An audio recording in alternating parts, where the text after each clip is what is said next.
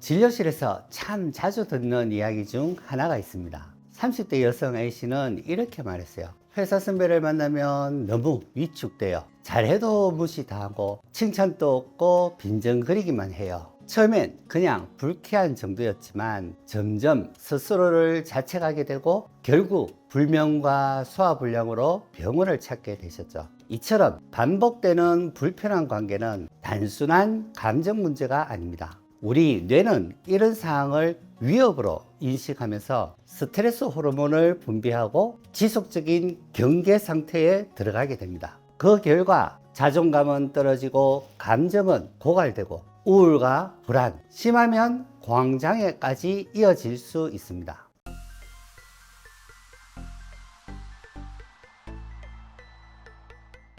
안녕하세요. 이웃집 닥터 이창 원장입니다. 감정은 우리 몸보다 더 빨리 아픔을 알려주는 아주 정교한 경보 시스템입니다. 특정 사람과의 관계 뒤에 반복적으로 불편함과 피로, 자책감이 남는다면 그건 단순히 내가 예민해서 그런가 하고 넘길 문제가 아닙니다. 건강한 관계는 나를 불편하게 만들지 않습니다. 단순한 성격 차이가 아니라 관계 속에 독소가 스며들고 있다는 증거일 수 있습니다. 만약 아래 항목 중에 하나라도 해당된다면 내 마음이 위험 신호를 보내고 있는 거일지도 모릅니다. 대화가 끝나면 늘 내가 잘못한 것 같은 느낌이 든다든지, 감정 표현이 힘들고 자꾸 눈치를 보게 된다든지, 만나고 나면 피로감과 혼란, 감정 기복이 심해지신다든지, 스스로를 자책하거나 위축되는 감정을 자주 느끼는 문제입니다. 우리 마음이 지금 붉은 불빛이 깜빡이며 SOS를 보내고 있는 겁니다.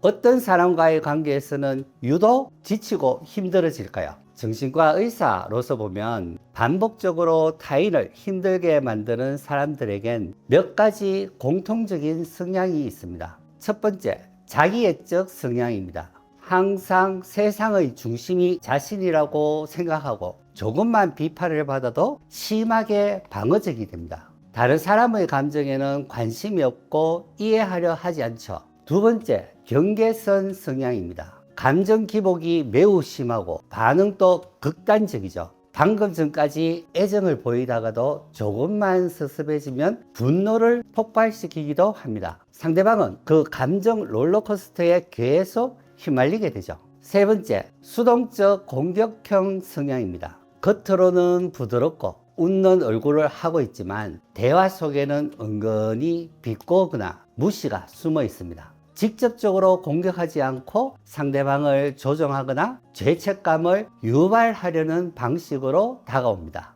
네 번째, 반사회적 성향입니다. 거짓말이나 사실 왜곡이 잦고 문제가 생기면 책임지기보단 회피하려고 합니다. 타인을 목적을 위한 도구처럼 대하는 경향이 있습니다. 이런 사람들은 관계 안에서 타인의 감정을 무시하고 이용하면서도 정작 자신의 행동에 대한 책임은 절대 지지 않습니다. 문제가 되는 사람들의 성향은 실제로 어떻게 나타날까요? 자기의 성향을 가진 사람들은요, 칭찬에는 집착하고 조금이라도 비판이 들어오면 크게 반응합니다. 대화는 항상 결국 자기 얘기로 끝나고요. 타인의 감정은 무시하거나 조롱하는 경우가 많습니다. 30대 직장 A씨가 그랬어요. 상사인 B 팀장과 대화만 하면 숨이 턱턱 막힌대요. 아이디어를 내면 그건 내가 이전부터 생각했던 거야 라고 가로채고, 실수가 있으면 회의 시간인데도 대놓고 망신을 줬다고 합니다. 도움을 요청하면 지금 나에게 책임 떠넘기자는 거야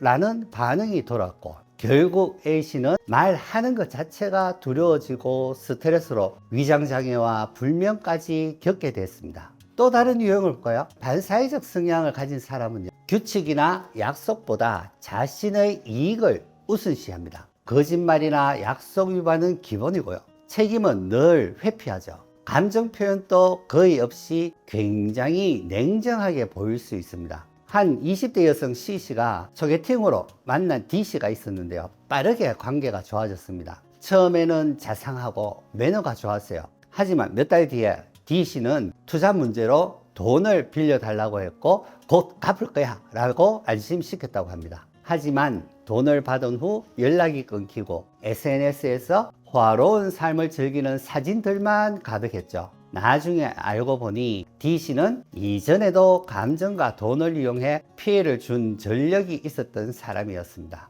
게다가 이런 관계에서는 종종 가스라이팅과 감정 착취라는 조용한 심리적 폭력이 일어나기도 합니다. 가스라이팅은 이렇게 시작됩니다. 그건 너가 예민해서 그래. 그렇게 말한 적 없어. 너가 기억을 잘못한 거야. 이런 말들은 상대방을 혼란스럽게 만들고 결국 스스로를 의심하도록 만드는 심리 조작입니다. 판단력을 잃게 하고 그 틈을 타 상대는 조정을 시작하죠. 감정 착취라는 방식도 있습니다. 나도 힘든데 넌 참 냉정하다? 넌 항상 너만 생각하지. 넌 날 이해해 준 적 없어. 이런 말들은 죄책감과 책임감을 자극해서 스스로 희생하도록 몰아가는 겁니다.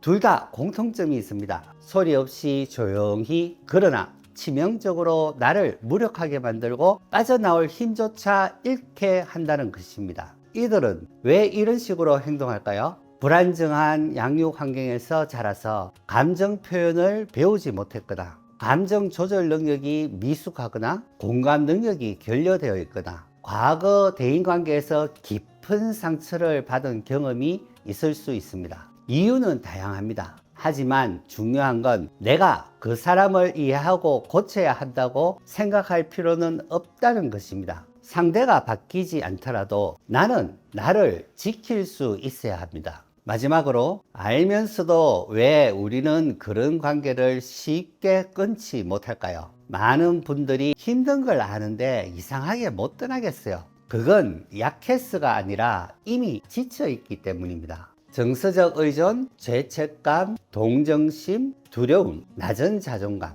결국 관계를 끊지 못하는 건 나약해서가 아니라 너무 오래 버텨서 너무 지쳐버린 결과입니다. 어떻게 하면 이런 관계 속에서 나를 지키고 보호할 수 있을까요? 첫 번째, 내 감정을 있는 그대로 인정하는 겁니다. 나는 지금 이 관계가 힘들어. 이 사실을 부정하거나 무시하려 들지 말고 그대로 받아들이는 것. 그게 첫걸음입니다. 두 번째, 자기 돌봄 루틴을 만드는 것입니다. 잘 먹고, 잘 자고, 잘 쉬는 것. 이 기본적인 관리야말로 지친 몸과 마음을 회복시키는 가장 강력한 방어막이 됩니다. 세 번째, 건강한 경계를 설정하는 것입니다. 필요할 땐 분명히 말해야 합니다. 저에겐 불편해요. 죄송하지만 어렵습니다. 만약 경고를 주었음에도 반복이 된다면 물리적, 정서적 거리 두기를 선택해야 합니다. 결코 이기적인 행동이 아닙니다. 정신적으로 살아남기 위한 필수적인 선택입니다.